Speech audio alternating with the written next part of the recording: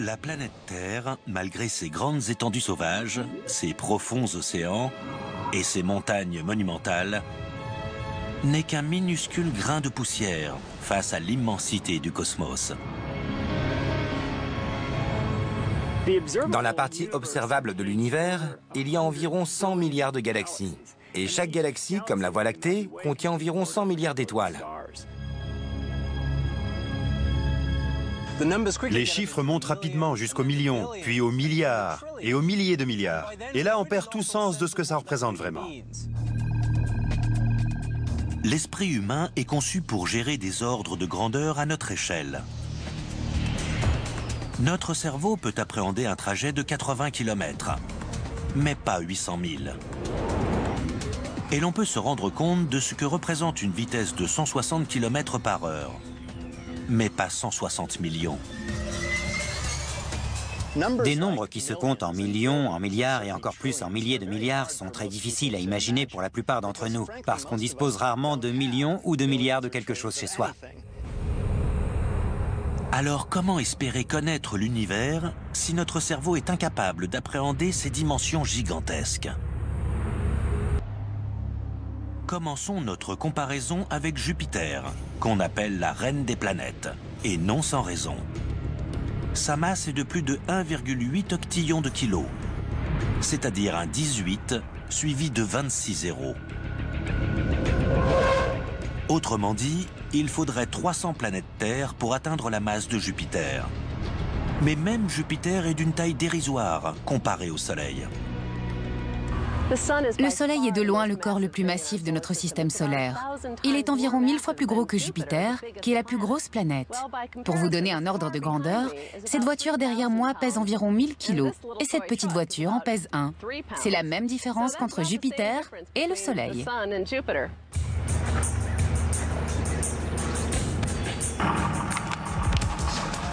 La différence est écrasante, comme le prouve très clairement la voiture d'une tonne. Mais n'oublions pas que nous sommes à un spectacle de Monster Trucks. Et la voiture qui représente notre Soleil pourrait vite regretter d'avoir fait du mal à la petite Jupiter. Le Soleil est le corps le plus massif de notre système solaire, mais pas l'étoile la plus grosse de notre galaxie. Il existe beaucoup d'étoiles bien plus imposantes que lui.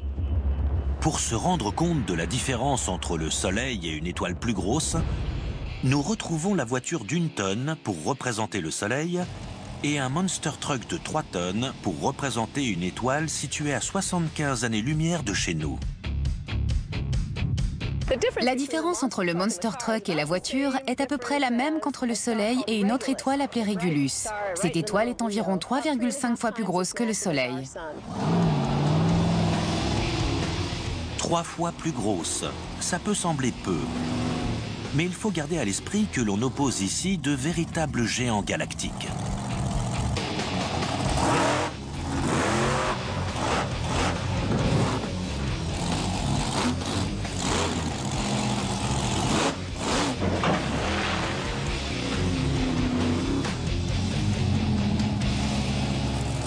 C'est un peu le choc des titans. Vous voyez qu'une différence du simple au triple est loin d'être anodine.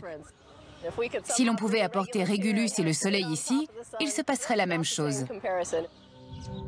Mais même Régulus, ce Monster Truck céleste, ne fait pas le poids face à la masse énorme des vrais titans de l'univers. L'étoile la plus grosse qu'on connaisse tourne en orbite autour de la Voie lactée, dans la galaxie naine du Grand Nuage de Magellan, au milieu de la nébuleuse de la Tarentule. Cette étoile a un nom assez rébarbatif, R136A, mais elle est gigantesque. R136A est une jeune étoile âgée d'environ 1 million d'années. Sa température de surface est de 70 000 degrés, c'est-à-dire 7 fois plus chaude que le Soleil. Jusqu'en 2010, on croyait que les étoiles ne pouvaient pas atteindre une taille supérieure à 150 fois la masse du Soleil.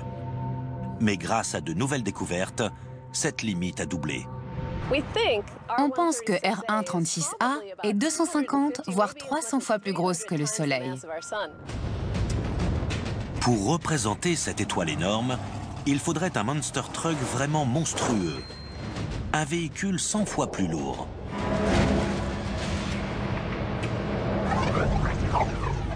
Mais une masse énorme peut aussi exister dans un petit volume, lorsque la densité très forte pousse la force de gravité à l'extrême. La densité la plus extrême qu'on puisse trouver dans l'univers est celle d'un objet stellaire appelé étoile à neutrons. Une étoile à neutrons est le résidu compact de l'explosion d'une supernova dont la masse est compactée à l'extrême. On a 1,5 fois la masse du Soleil concentrée dans une sphère de 15 km de diamètre. Même en compressant un monster truck dans un volume équivalent à un morceau de sucre, on serait encore loin de la densité d'une étoile à neutrons. Il faudrait 10 millions de monster trucks dans le volume d'un morceau de sucre. Il faudrait ensuite assembler ces morceaux de sucre contenant chacun 10 millions de monster trucks en un énorme cube de 15 km de côté. Les étoiles à neutrons sont des objets extrêmes et très étranges. Si l'on voulait se poser sur une étoile à neutrons, ce serait impossible, parce que l'on pèserait 5 milliards de fois plus lourd que sur Terre. Mais la masse ne fait pas tout lorsqu'on recherche la taille de la plus grosse des étoiles. L'univers est aussi rempli de véritables titans qui occupent une place énorme. Certains des minuscules points de lumière qu'on voit depuis la Terre sont en fait des étoiles d'une taille suffisante pour avaler tout notre système solaire. L'esprit humain est-il même capable d'imaginer la plus grosse étoile de l'univers ?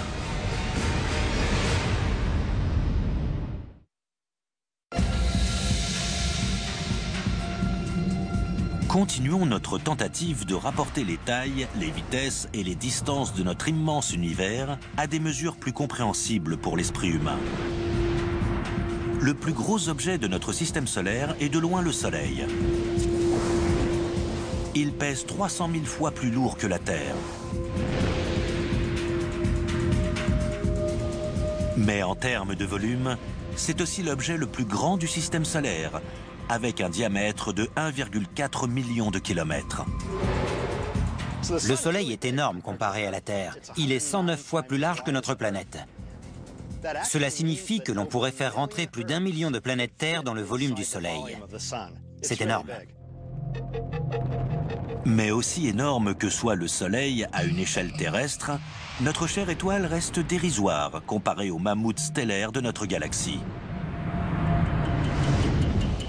Ces étoiles aux noms étranges, empruntés à l'histoire et à la science, savent jouer les stars.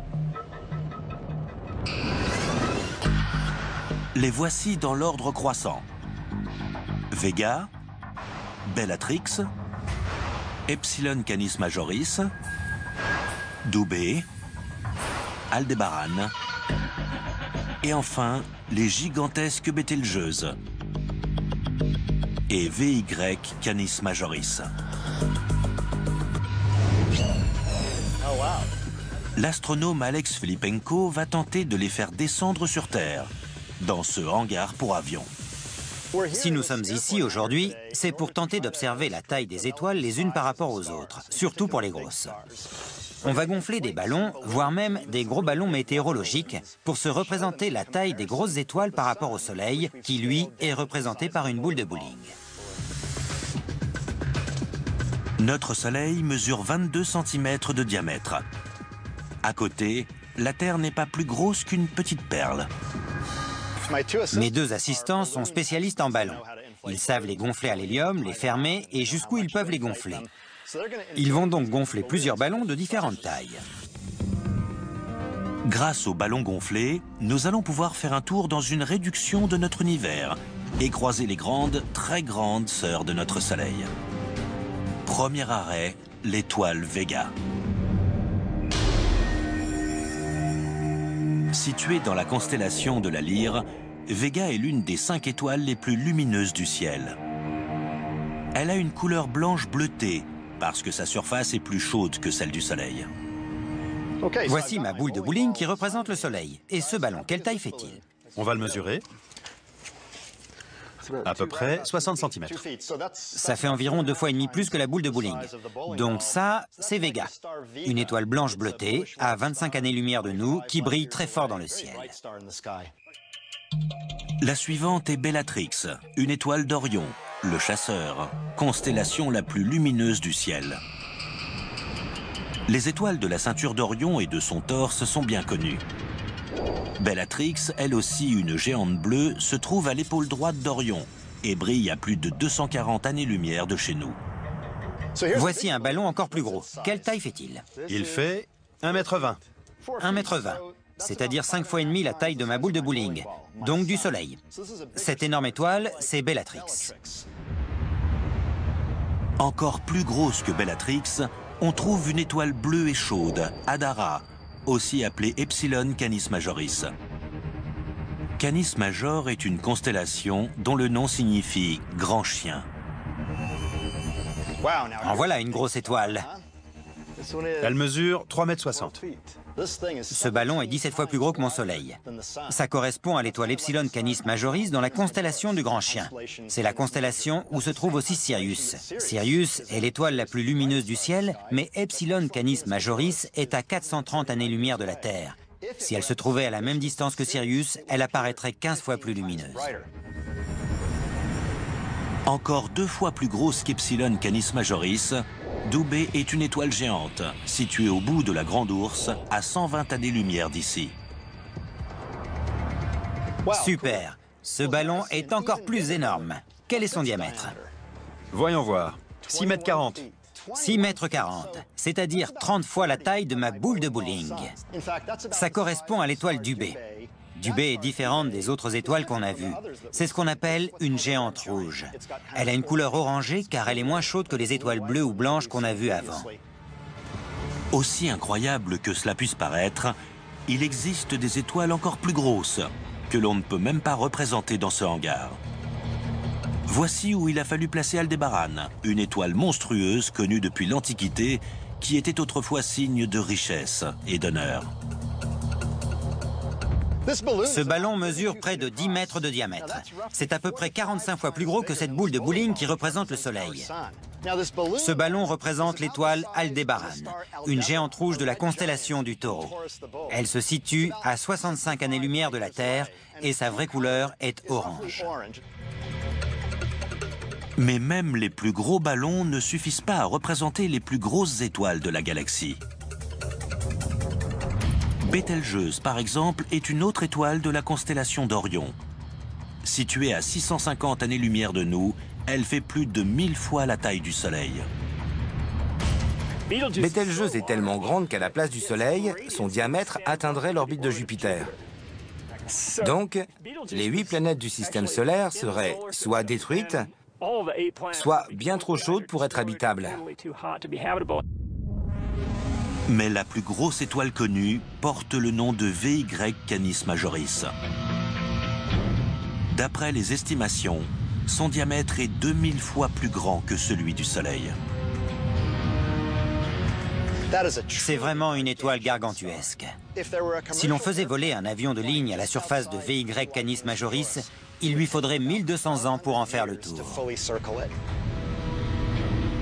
À une telle échelle, l'esprit humain est incapable d'appréhender quelque objet que ce soit. En ce qui concerne la taille des objets de l'univers, les faits sont vertigineux.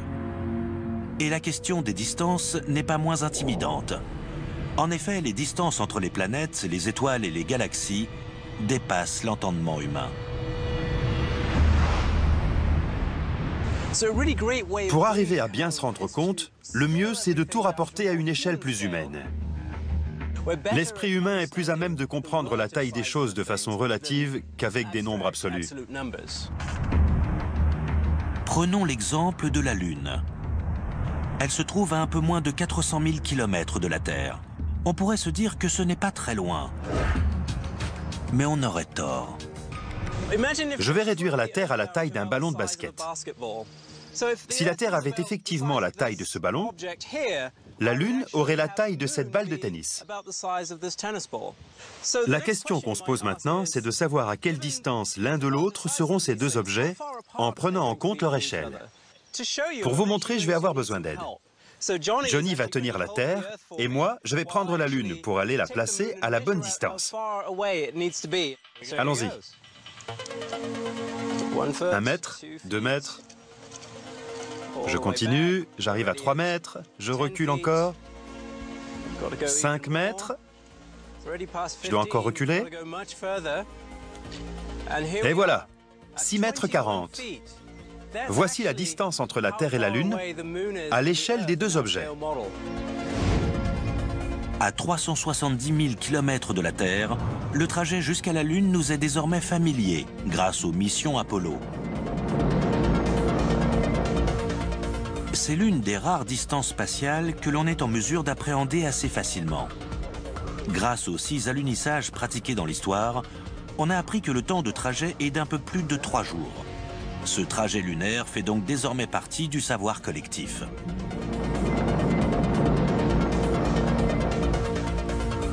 Mais au-delà de la Lune, le système solaire s'étend sur des distances si immenses que notre esprit limité n'est pas à la hauteur de la tâche. Mais que se passerait-il si l'on pouvait rapporter toutes les planètes à la taille de la Terre ?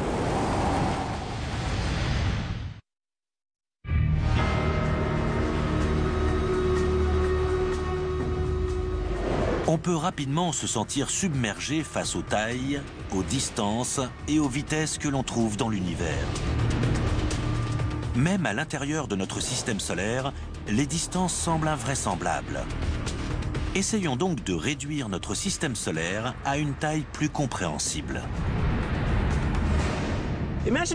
Imaginons qu'on prenne le diamètre du Soleil, 1,4 million de kilomètres, pour le rapporter à la taille d'une boule de bowling. À quoi ressembleraient les autres planètes? Eh bien, il faudrait les réduire aux tailles qu'on a là.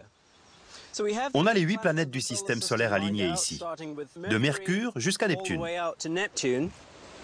Dans ce système solaire réduit, notre Terre est cette toute petite bille, alors que le Soleil est cette boule de bowling. Si ces petites billes sont bien à l'échelle par rapport à la boule de bowling, les distances qui les séparent ne le sont pas. Pour en faire la démonstration, le physicien Clifford Johnson va disposer ce mini-système solaire le long d'une piste qu'il va parcourir et mesurer. Johnny va m'aider à mesurer les distances grâce à cette roue à mesurer, un odomètre. Allez, partons explorer le système solaire. C'est parti. Dans ce système solaire en modèle réduit, 1 mètre représente en réalité une distance approximative de 5 millions de kilomètres. Nous voici sur Mercure. Ça fait 11 mètres 40. Dans la réalité, Mercure est à environ 57 millions de kilomètres du Soleil. C'est dingue que la toute première planète du système solaire soit déjà si loin du Soleil. Allons voir la suivante. C'est parti.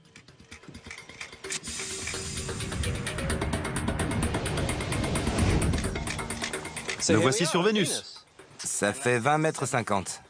Cette petite bille représentant Vénus est donc 2 fois plus loin du Soleil que Mercure.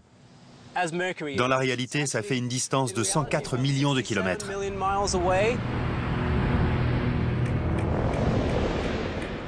Nous voici sur Terre. Ça fait 29 mètres 80. La Terre est représentée par cette bille minuscule. Dans la réalité, elle se situe à 149 millions de kilomètres du Soleil. Vous voyez la taille de la boule de bowling vue d'ici? Elle correspond à la taille du Soleil tel qu'on le voit dans le ciel depuis la Terre. On a cette petite bille bleue qui représente la Terre et à environ 6 cm, une bille encore plus petite pour représenter la Lune.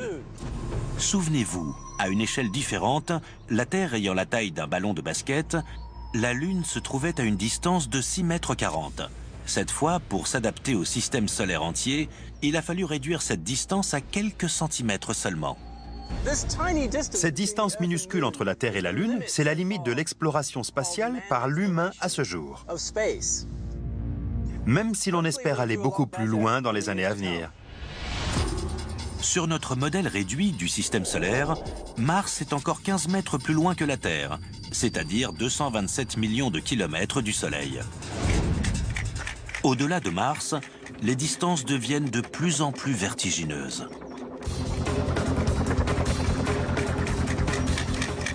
On arrive sur Jupiter. On est à 155 mètres du Soleil. On est 3 fois plus loin du Soleil que ne l'est Mars. Avec de telles distances entre des billes aussi petites, il est incroyable qu'on arrive à voir les autres planètes depuis la Terre. Ce que ça nous montre, c'est que le Soleil est extrêmement lumineux, au point que sa lumière puisse atteindre ces planètes lointaines, que leur surface la renvoie et revienne jusqu'à la Terre pour qu'on les voie. Allez, en route pour Saturne. Allons-y. Nos 2 explorateurs de l'espace arrivent sur Saturne, à 286 mètres du Soleil. Saturne se trouve à 1,4 milliard de kilomètres du Soleil, c'est-à-dire qu'on a parcouru quasiment la même distance entre le Soleil et Jupiter qu'entre Jupiter et Saturne. Et on n'est pas encore au bout du système solaire. Au bout de 575 mètres de marche, à 2,8 milliards de kilomètres du Soleil, se trouve Uranus, 2 fois plus éloigné que Saturne. Je vois à peine le Soleil d'ici. Et de l'autre côté, je distingue à peine Neptune, qui est notre prochaine étape. On y va? C'est parti.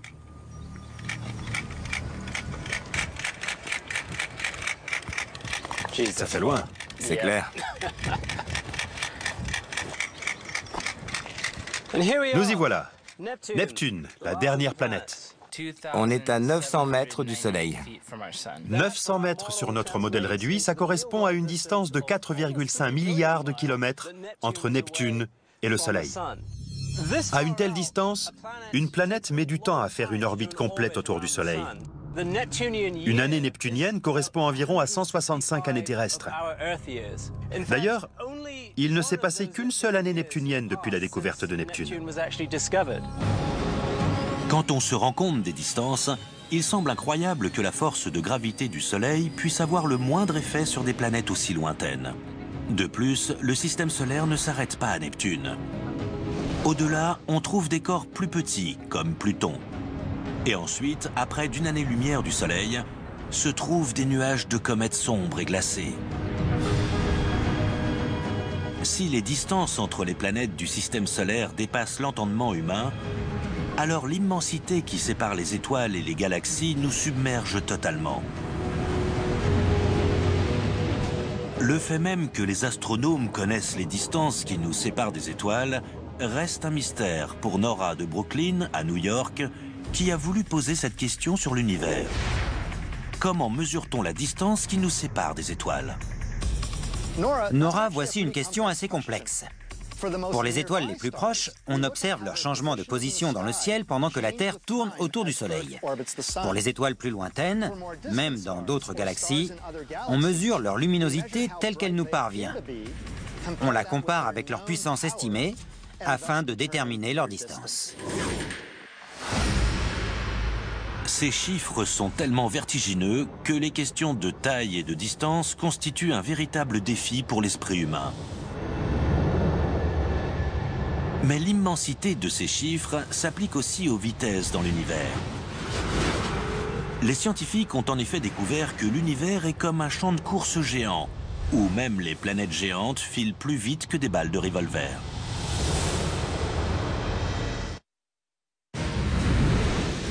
Nous avons pu observer la taille et la distance des choses dans l'espace. Nous allons maintenant étudier leur vitesse. Pour ce faire, il faut d'abord comprendre la base de mesure spatiale, l'année-lumière. Comme son nom l'indique, une année-lumière est la distance parcourue par la lumière en une année. Cela correspond environ à 10 000 milliards de kilomètres. Mais cela ne nous aide pas à comprendre la vitesse de la lumière elle-même. La lumière est extrêmement rapide, environ 300 millions de mètres par seconde. C'est difficile à visualiser sans un exemple. Imaginez qu'un rayon de lumière fasse des allers-retours entre Los Angeles et New York. Eh bien, en une seconde, il aura le temps de faire 38 allers-retours. Pour nous aider à comprendre le concept de la vitesse de la lumière, l'astronome Greg Laughlin rencontre Michael Voigt, expert en armes à feu, afin qu'il nous présente des objets parmi les plus rapides sur Terre. On va essayer de comparer la vitesse de la lumière à la vitesse d'un objet très rapide sur Terre. Une balle d'arme à feu. On a placé une cible métallique là-bas. Comme ça, on entendra le choc de la balle et on se rendra compte du temps qu'elle a mis pour y arriver. On a ici une 204 Ruger, qui est la munition commerciale la plus rapide du monde à l'heure actuelle. On est à 300 mètres de la cible. Et je vais essayer de me faire une idée du temps que va mettre la balle pour arriver à la cible. Alors allons-y. Joli coup. C'est dingue. À l'instant où j'ai appuyé sur la gâchette, la balle a touché la cible. Impossible de percevoir le temps de trajet. Puisqu'il est si difficile pour les sens humains de percevoir la vitesse des balles, Michael met en place un dispositif ultra précis afin de mesurer le temps. Un chronographe. Le chronomètre se trouve dans cette unité. Il y a une horloge à l'intérieur. Je crois que le chronographe est prêt. Très bien. Je vais tirer quelques balles et on verra quelle est leur vitesse.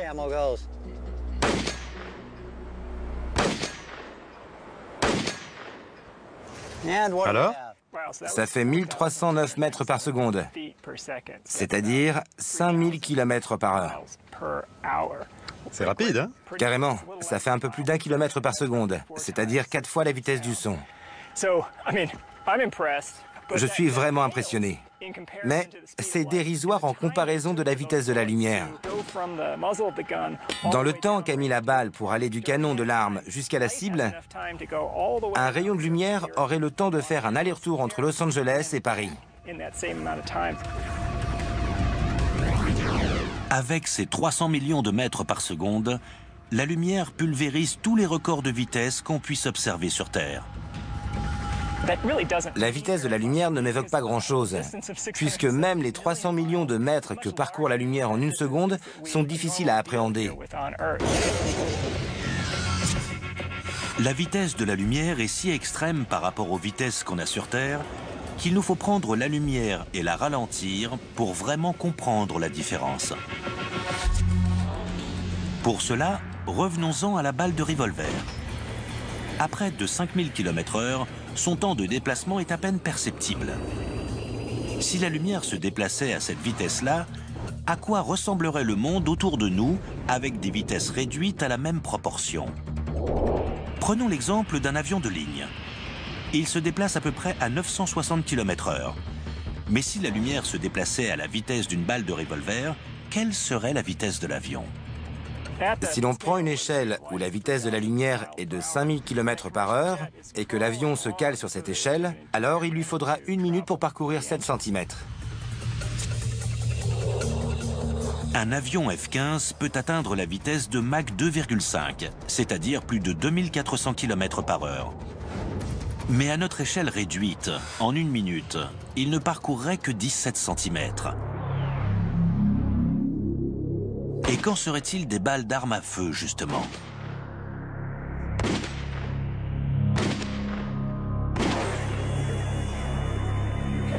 Considérons maintenant des balles de fusil à grande vitesse.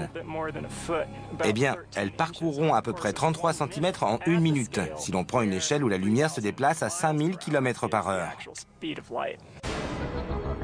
Dans la réalité, c'est la moitié de la vitesse de déplacement d'un escargot. Mais ce n'est pas tout. Dans le cosmos, la plupart des corps se déplacent à des vitesses qu'on a du mal à appréhender. Le mouvement, c'est la base de l'univers. On pourrait avoir l'impression d'être immobile, et c'est le cas si l'on prend le Sol comme référentiel. Mais la Terre tourne autour du Soleil, le Soleil tourne autour du centre de notre galaxie, et notre galaxie aussi est en orbite à l'intérieur de notre groupe de galaxies. Et tous ces différents corps se déplacent à très grande vitesse. La Terre tourne autour du Soleil à une vitesse d'environ 100 000 km/h. À cette vitesse, il ne nous faudrait qu'1 heure pour faire plus de 2 fois le tour de la Terre. Notre Soleil tourne autour du centre de la Voie lactée à la vitesse de 777 000 km par heure. Et la Voie lactée elle-même se déplace dans l'espace à plus de 2 millions de km par heure. Mais la lumière, elle, est encore 600 fois plus rapide que ça. Les faits sont donc là. Nous vivons au ralenti par rapport à la nature du cosmos. Aucune technologie moderne n'est comparable, même de loin, à la vitesse de la lumière. Si l'on voyage à la vitesse d'un avion de ligne, c'est-à-dire 1 million de fois plus lentement que la lumière, il nous faudrait à peu près 4 millions d'années pour nous rendre sur l'étoile la plus proche du Soleil. Si pour se rendre sur l'étoile la plus proche, il faut plus de temps qu'il ne s'en est écoulé depuis la naissance de l'humanité, comment, en tant qu'humain, pourrait-on vraiment comprendre la taille de notre propre galaxie? En réduisant les plus grosses planètes et les plus grosses étoiles, ainsi que la vitesse de la lumière, à une échelle plus compréhensible pour l'esprit humain, nous commençons enfin à mieux imaginer l'immensité du cosmos. Mais serait-il possible de procéder de la même façon pour les distances interstellaires, des distances qui dépassent totalement l'entendement? Bien que les scientifiques mesurent ces distances interstellaires en années-lumière, ces chiffres ne nous aident pas vraiment à concevoir la nature immense du paysage galactique. Nous allons donc réduire tout cela à une autre échelle, une échelle où une année-lumière correspond à 1 kilomètre. À cette échelle, notre Soleil n'est pas plus gros qu'un grain de sable. Nous avons calculé le nombre de grains de sable ou d'étoiles que contiendrait notre galaxie.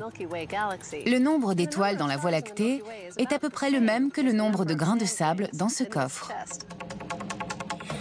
C'est-à-dire plus de 100 milliards d'étoiles. Si une année-lumière équivaut à 1 kilomètre, où se trouve l'étoile la plus proche?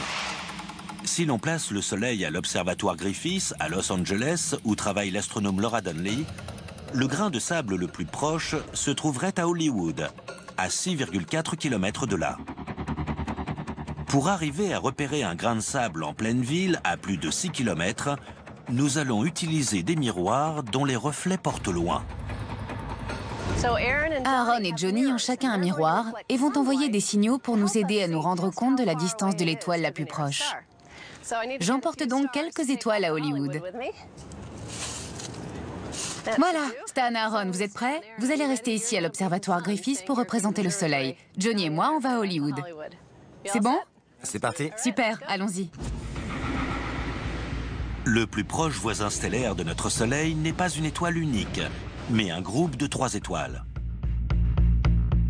2 d'entre elles, Alpha Centauri A et B, sont en orbite l'une autour de l'autre et ont à peu près la même taille que le Soleil.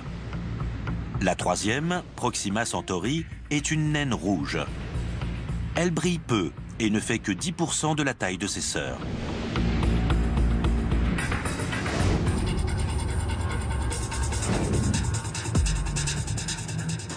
Je me trouve ici au sommet d'un toit à Hollywood, à environ 6 km de l'observatoire Griffith qu'on voit là-bas au fond.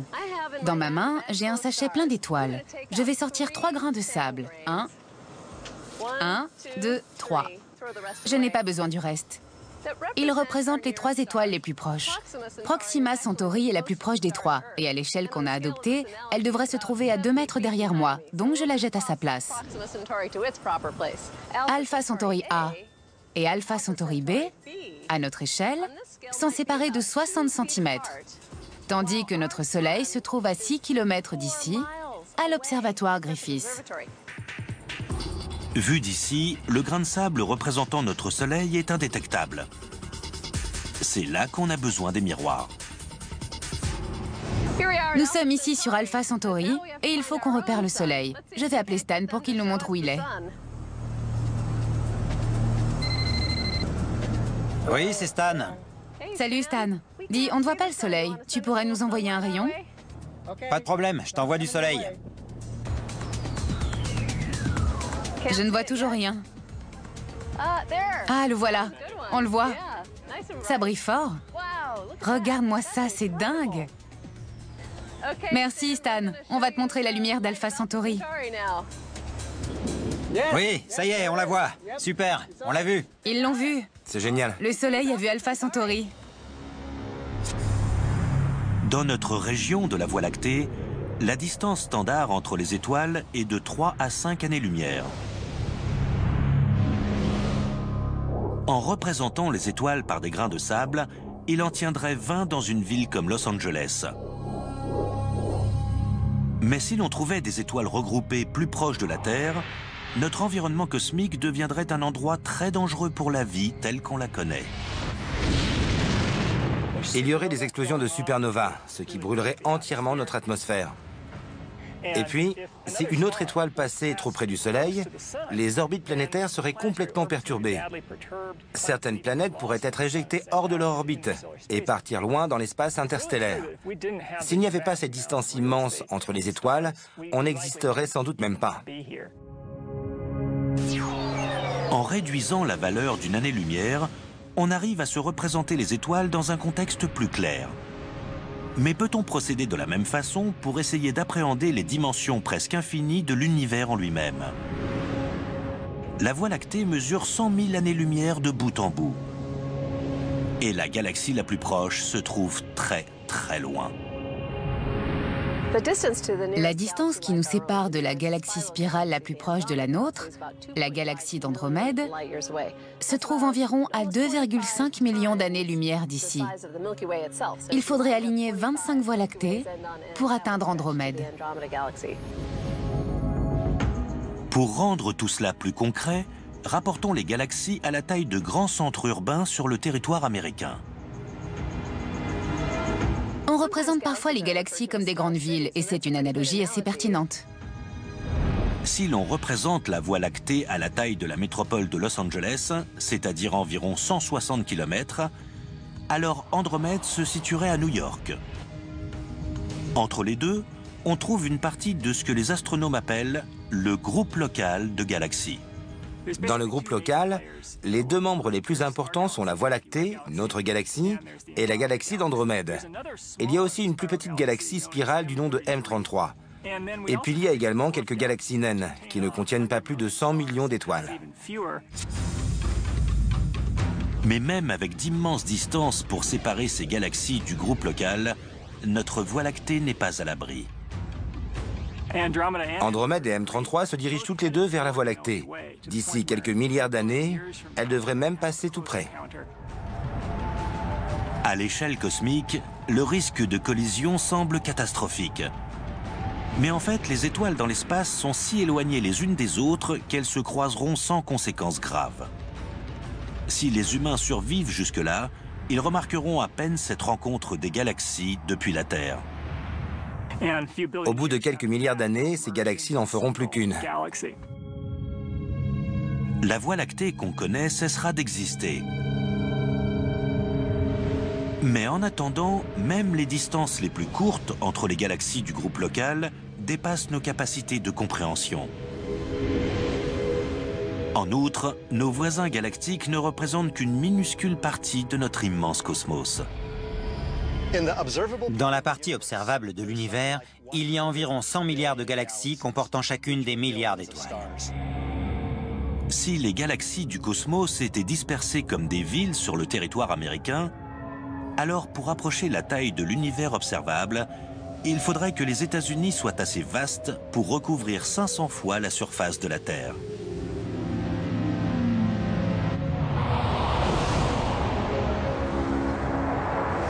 En réduisant l'univers à une échelle humaine, on peut arriver à mieux envisager sa taille.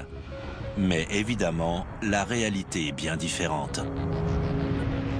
L'immensité de l'univers nous donne une impression de petitesse extrême. Nous sommes minuscules par rapport au système solaire, qui est minuscule par rapport à la galaxie, et qui est minuscule par rapport à l'univers. Nous sommes certes minuscules, mais pas insignifiants. Nous sommes les seules créatures connues à avoir l'esprit, la curiosité et l'intelligence de réfléchir à l'univers. Et en un sens, nous sommes les créatures qui permettons à l'univers de se connaître lui-même.